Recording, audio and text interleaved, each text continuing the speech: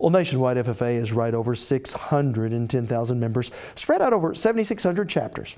And these students from around the country will be gathering in Louisville, Kentucky next week for the 88th National FFA Convention and Expo. Joining me now in studio are two state officers, Kelby Corbett from the Southwest District here in Oklahoma and Markel Harris from Northeastern Oklahoma. Well, I guess my first question to both of you is, why did you become involved in FFA? Kelby? I joined the FFA my 8th grade year. Growing up, my parents both exhibited livestock. So my mom exhibited cattle and my dad hogs. And so it was just destined that I would be involved in the animal industry and livestock industry as well. So I started showing pigs when I was about 8 years old and continued on in my 8th grade year when I enrolled in FFA.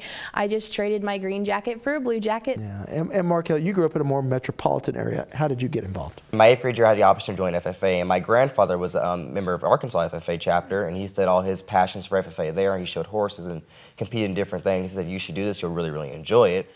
It should be said FFA offers a lot of things both to urban students and to rural students. Definitely so. Our organization has over 24 career development events, and my ag teacher was like, we're starting a new team and I think that you'll be good on it. And I decided to take the chance and sat on it my junior year. Basically this contest was the ins and outs of food development and marketing and things like that within this contest, and so we got to make our own products, and we actually were state champions that year as a first-year team. Now, I know for really chapters all across the state, service projects are a big part of what you do. Tell me about some of the things that you're involved in here in Oklahoma.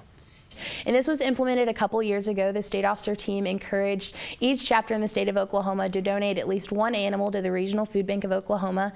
These animals would then be processed into pork and beef sticks to go home to backpack challenges, which is something that I had in my home chapter.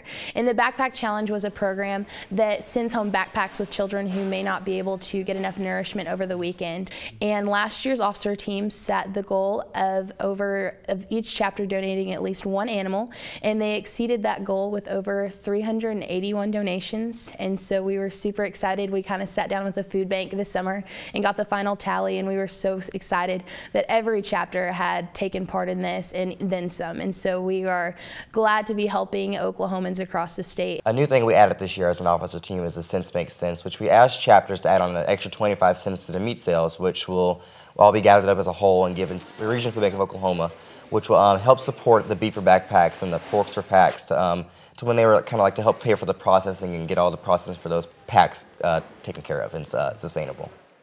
Now, I know something that is important to anyone that's ever gone through the FFA, something they've all done, is memorize their creed, and this is the 85th anniversary of that creed. And I know a chapter in Burlington, Oklahoma was instrumental in honoring the man who wrote it.